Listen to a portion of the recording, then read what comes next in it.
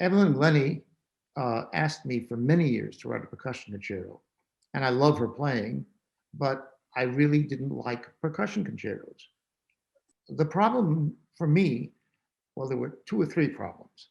One was that the percussionist plays lots of different instruments, and it's hard to identify with the percussionist as a soloist because a violinist plays a violin, a pianist plays a piano, and the percussion plays 150 instruments. And if you're just listening to that, you wonder if that isn't a bunch of percussionists in the back playing, as they always do, and making these wonderful sounds. So how do you define a soloist out of that? That was one problem.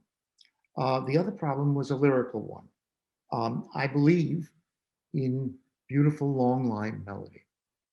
And I think there should always be a place in a concerto for a soloist to do that, to play a beautiful long line melody. And yet the percussion group is by its very nature not melodic. I mean, it's you hit something for an attack and die away.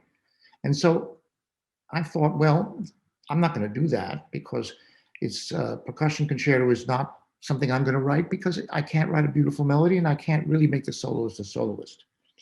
And what happened was Marin Alsop was conducting the Pittsburgh Symphony and they wanted to commission a percussion concerto. And I said no. And Marin, who's a dear friend of mine, got to me and said, look, John, Evelyn's going to play it. I'm going to conduct it. We're going to do everything you want. Try and think of a way out of this.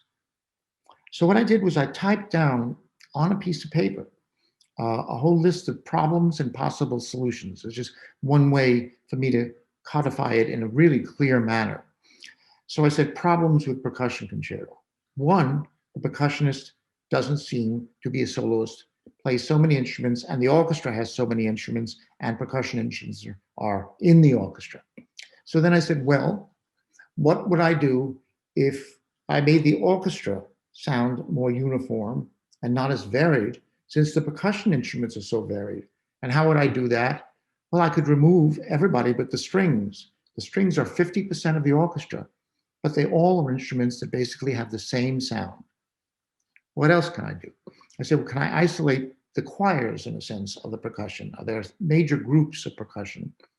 And about a little thinking for a little while, I came across the idea that, well, basically things that are made out of wood, like a xylophone, like a marimba, like a whole list of other percussion instruments from high wood temple blocks to low log drums, all are made out of wood. Then metal has a whole lot of beautiful sounds. The big crash cymbals, the tam-tam, of course, which are not really pitched, but then the pitched ones, the vibraphone, and the high crotales, all of those things are beautifully pitched, and the chimes also pitched. So I felt pitched might be the melodic movement. And then skin, everything are drums, which we all know come from, there are tom-toms, there are congas, there's timpani, there's a bass drum, and a movement of that might be a good idea.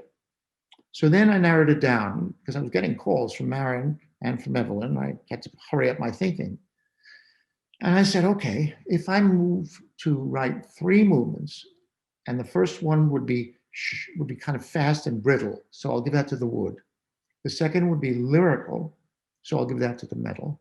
And the third would be wild and bombastic, and I'll give that to skin, which does that beautifully. Okay, that was good. Now I'm kind of set.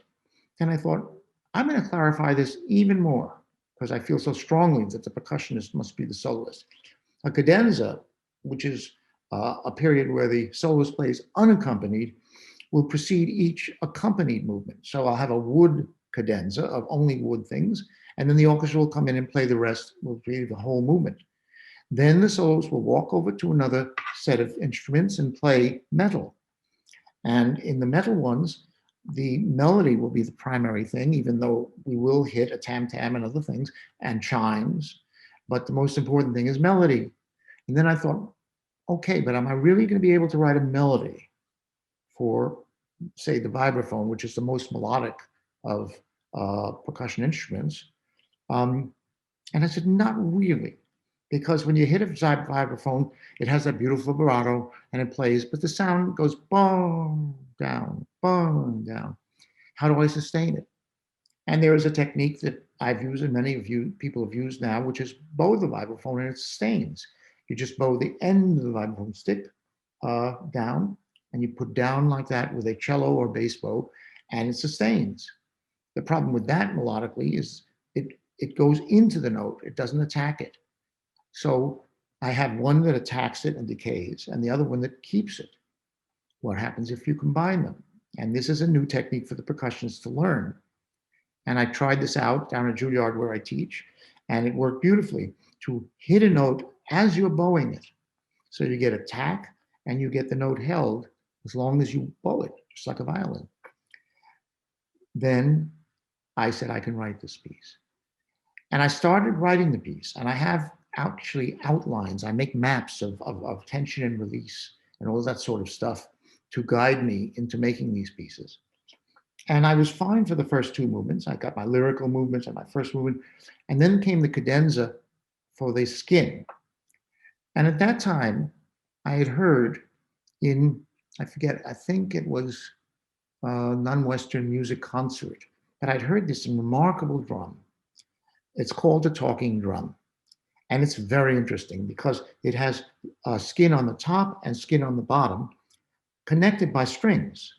And the shape of the drum is like an hourglass. It goes in and out. So if you tap on the drum head, it'll have a pitch. And because the strings are loosely done, it'll be a low pitch. But if you take your arm and squeeze it, as you squeeze it, it will tighten the drum head and loosen the drum head. So you could make it call, etc.